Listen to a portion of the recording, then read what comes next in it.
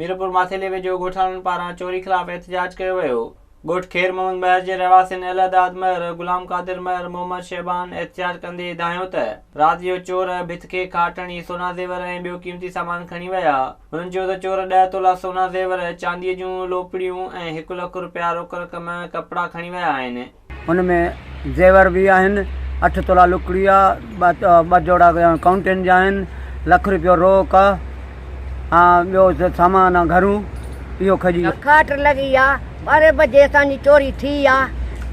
8 ॼणा 5 ॼणा हुया आहिनि, इहे खणी विया आहिनि। छा चोरी करे विया नंबर? चोरी अबाया ज़ेवर आहिनि, अबा पैसो पा आहे, अबा लटा आहिनि।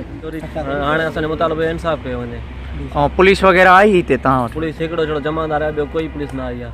ॻोठाणनि मुतालबो कयो त जवाबदारनि खे जल्द गिरफ़्तार करे चोरी थियल सोन, चांदी ऐं रोक रक़म वापसि कराई वञे। विज़िट कयो अवामी आवाज़ मीडिया ग्रुप जी वेबसाइट awamiawaz.pk।